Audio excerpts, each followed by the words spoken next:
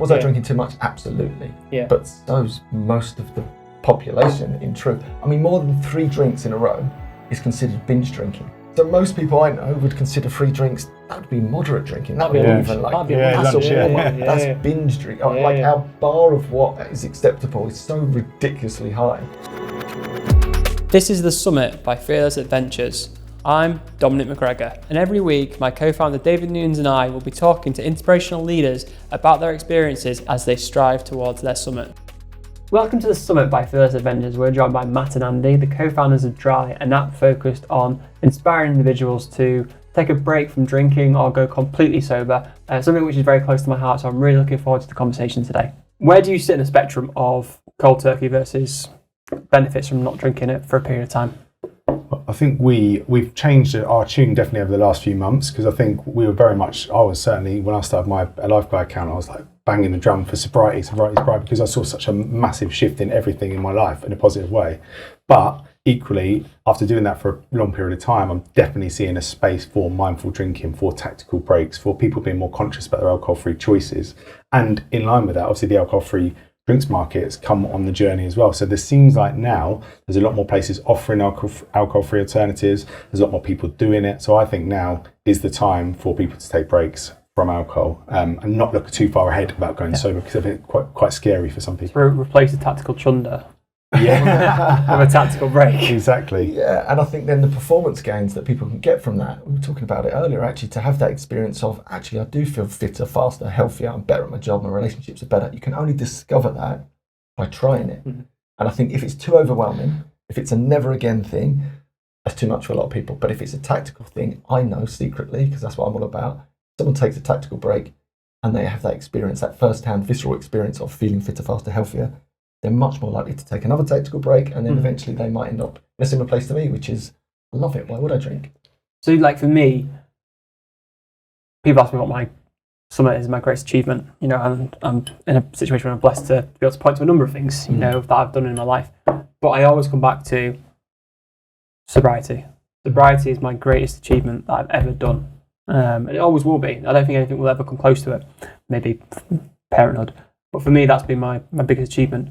And never a straight line. There's times when you think, what the hell am I doing this for? From your perspectives, from your personal journeys, how was that experience and how close have you got to relapsing? Yeah, so for me, I describe myself as a middle lane drinker, someone that would drink averagely, moderately, sometimes not at all.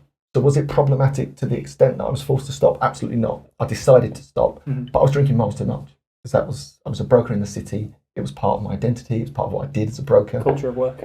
Completely. So to stop was really difficult. And I said to you earlier, I think it took me about 3 weeks to have this experience of, this is incredible. I think there's more to this. At the very moment, my big mentor boss in the industry said to me on no uncertain terms, if you continue to not drink, your job's in peril. Because who's going to want to do business with a broker that doesn't bloody drink? Like, how boring is that? And I was thinking, yeah, but hold on a minute. I think there's something in this. I'm going to be fitter and faster and give my clients a better service. So I had loads of wobbles. I started. How many times? I reckon over the space of a year or 2. Yeah. I reckon 50 times. So you were flirting with it? Yeah.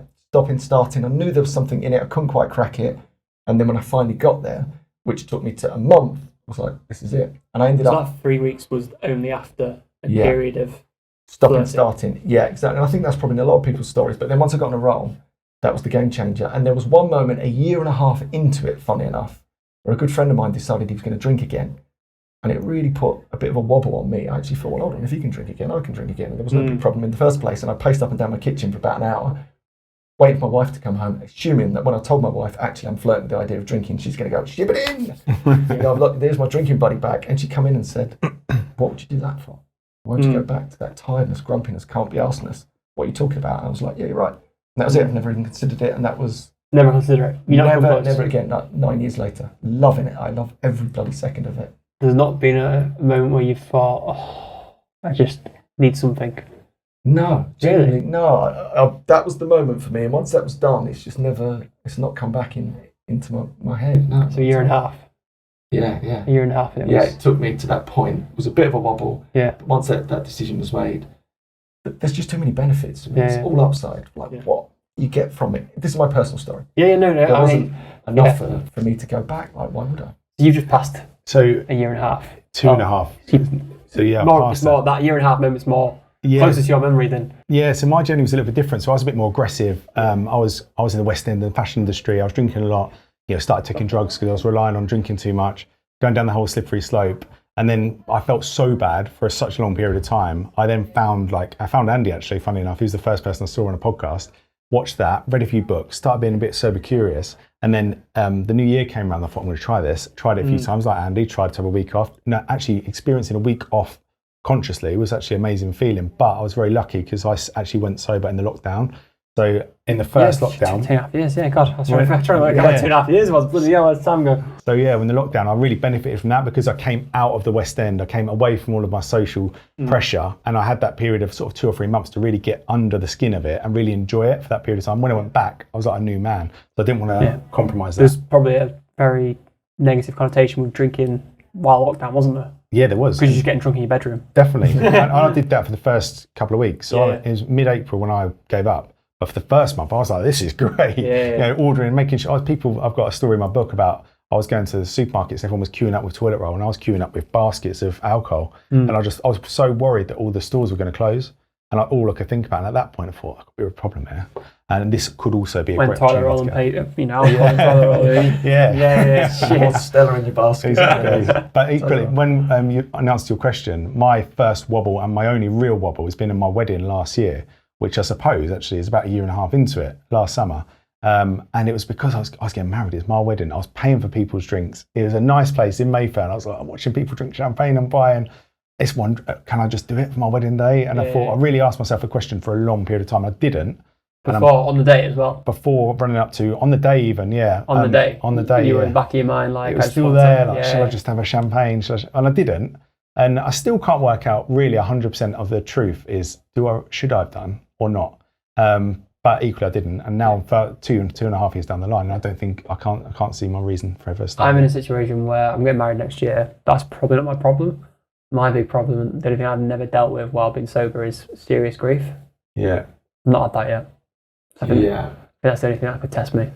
Yeah. Because I've not had it. See, I had serious grief when I was drinking, and that's what caused me to go sober, because I tragically lost my son in 2013, and he died at 4.5 months old. And at that point, and I described my relationship with alcohol, I was quite a normal drinker. I was going to work, I was doing all right, I was married, and a house, blah, blah, blah. And then I went from, the relationship with alcohol went from something I wanted to something I needed overnight.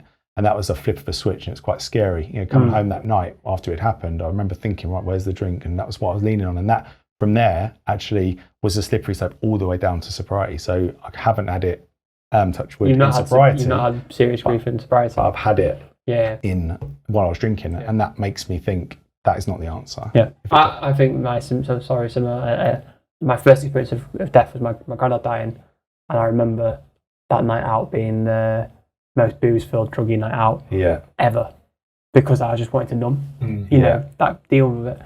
And I've not experienced it since being sober, so I'm very, that's one thing in my mind. I'm like, I've not got over that yet while being sober. Everything else I've dealt with, I've dealt with highs and lows, celebrations, but I've not dealt with grief. Yeah. So it's a question mark at the moment. Yeah. Back to the big mission. I mean, we've got lost in their sober story, so I hope you enjoyed them, but it gives context to why you're building Dryy. 50% of people, 1 in 2 people, you want to have a Dryy experience. That's in the UK, about 30 million people. Well, factor in. It's quite a lot of people. It's a lot of people. Yeah, so rather than us, I think, getting caught up in all those big numbers, which feels overwhelming, 1 in 2 people feels sort of achievable. On a night out, that 50%. Well, 100% here. Yeah, we've done it already. There's no point. Actually, quite a few people have said that since. They said, I went out the other night and 50% weren't drinking. I was like, we've already achieved that goal. Yeah. But you know what it's like? I think that, for me, would be a wonderful thing, right? People are always going to drink. Good on them. My wife drinks. I choose not to. It'd be great, I think, if 1 in 2 people, I think it could just change the dynamic of everything in so many ways. I think people learn different ways to socialise, to celebrate, to commiserate, and not feel socially pressured. I think that's a huge element of what happens at the moment. We feel a bit socially pressurised to drink. So if we can help accelerate the movement, because the movement's already rolling, which is so exciting that the alcohol-free drinks industry is flying. if we can help accelerate that, that'd be something pretty cool to be able to say that we were a little bit a part of that. So when it comes to kind of, the journey you guys are on from a business perspective, obviously, it's very powerful to have a personal journey of overcoming adversity, because, we ourselves, we are like businesses in our lives, we have ups and downs, and that helps you build a resilience which can lead into success in business, in my opinion. And I think people who've gone sober have had that major adversity and major challenges to overcome. We're very early days in the Dryy story. We're almost at like base camp. This is like getting going. Yeah. Are we excited? Are we nervous? How are we planning out the future?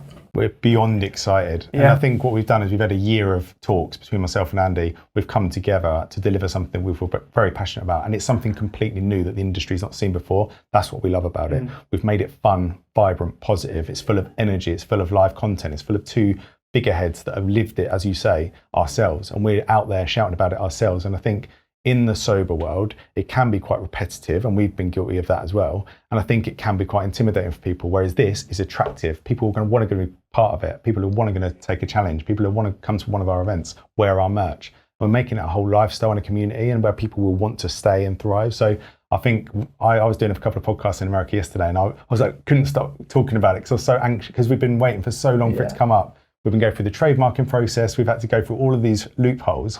Now we're there. We're about to launch it next week, and we're literally so excited. And it's free. This barrierless entry. So we want to create this massive funnel, get as many people in there as possible, and help as many people change their life, which the ripple effect will then change countless other lives as well. Yeah, I love it. And same thing. And I've sort of been in and around the alcohol-free space for many, many years now, and seen it completely evolve from this real black and white thinking: you've either got a problem or you haven't. Into this is funny. I asked you about. I didn't know. I thought I just, from my experience, I assume a lot of people go sober, the ones that have to go sober. Yeah. But you didn't have a problem. Yeah, and I wouldn't label it as that. Was I drinking too much? Absolutely. Yeah. But so's most of the population, in truth. I mean, more than 3 drinks in a row is considered binge drinking. So most people I know would consider 3 drinks, that would be moderate drinking. That'd be a lunch. That'd be a lunch. That's binge drinking. Like our bar of what is acceptable is so ridiculously high. Especially in Britain, and I think, we've got a toxic culture. We have a fantastic healthcare system which provides amazing support to people, but also that it provides support to anyone who gets intoxicated. And there's no consequences in the UK for binging. Yeah. You get an ambulance to pick you up and take you to hospital. Exactly. Yeah. Which is taking that service away from someone that's struggling at home because of a heart attack or whatever it is, violent crime, all of those type of things. It's linked back to this one thing that, for me, we seem to have a cultural blind spot towards. It's like people will meditate, move their body, eat a nutritious diet. The last thing they'll ever question is their relationship with alcohol. And that was my story. The last thing I ever questioned, I was trying to get fit and do all these things. And eventually it was the elephant in the room. It was like, I wonder if I stopped drinking, will that help? Stop drinking, and it changed everything. That consistency. It's a cult. It's a little bit like a cult, isn't it? The pub booze culture in the UK, that's how I always see it. It's very, you don't question it. It's just there. Yeah, but I think that's changing. That's what's really been exciting over the last 8 years. The alcohol-free movement that we touched on, hopefully what we're going to do at Dryy, is really changing the messaging to put out these, I think, figureheads and these inspirational characters like yourself that are getting incredible results in business, in health, in sport, without drinking, and still having a bloody fun time doing it. Yeah, and we're very much about people living a better life as well. We're not talking to the people that really need help. We're talking to the people that are already in the fitness industry, wellness industry, meditating, etc., but still drink. So seeing where they can take their lives if they stop drinking for a period of time, I think that's what's really exciting. It's about getting from +10 to +100, not from -20 to 0, if you like. Yeah. So we keep talking, and we plan episode 2 in 2025, for example. What are we saying, and how? And if we failed, why have we failed? Good question. I think if we've failed, let's start with that one. I think if we've failed, it won't be through lack of trying. I can say that. I think the passion's there, the desire's there. I'm not going to say we won't fail, but I believe that at the moment. I believe that with every bone. And in some ways we can't fail, right? Because the truth is this. It's our time, it's our effort, it's our investment. If we help one person, I know it sounds a bit cliche and a bit crap, but it's true. That's a massive success, right? How many opportunities do you get in life to genuinely help one person's life?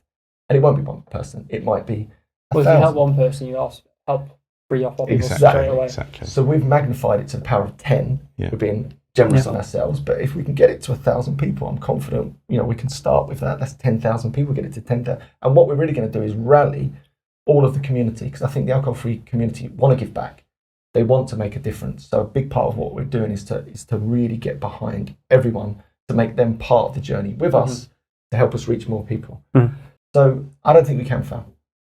The second it's launched, I think it's a success from a philosophical standpoint. From a business standpoint, of course, there's many hurdles to jump through, but it's really important to us that it's free. We want everyone to get access to all the real good stuff for free. And of course, there'd be some layers to that to set up the economics to allow us to do it. But essentially, we want to make sure that anyone can get everything they need for free, which I think is zero barrier to entry, can help many, many people.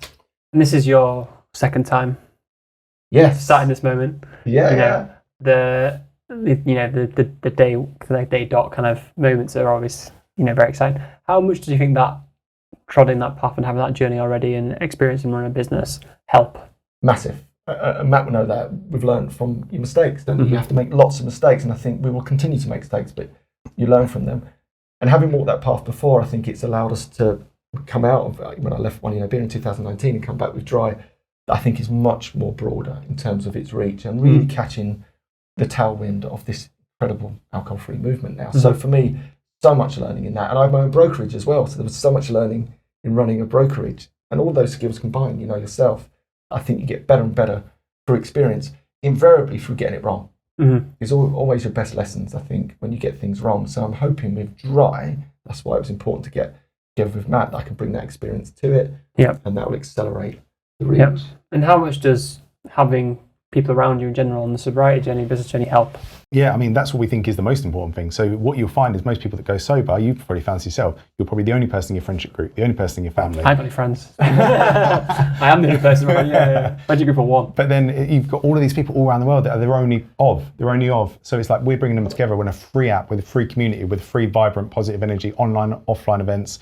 So we think that's a massive deal. And that's why, and the beauty of, in answer to your question as well, 2025, we want Dryy to be a household name, and we don't see any reason why it can't. It's a free app, barrierless entry, and it's completely scalable.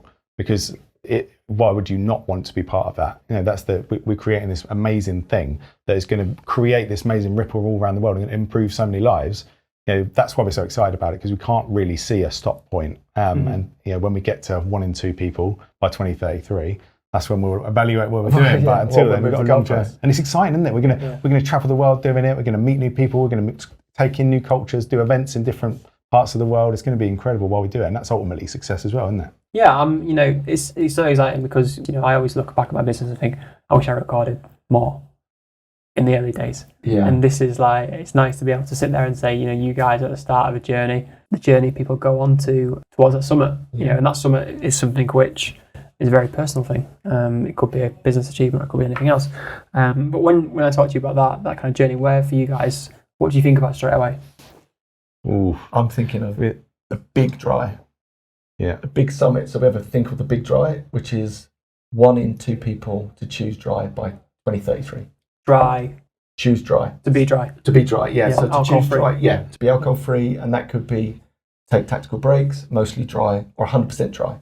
But 1 in 2 people for that really excites me. That you could go out with your friends and every other person might be on a tactical break or choose not to drink. And that inspiration, obviously, the tactical break or sobriety, you've had personal stories with sobriety. Yeah. I have as well.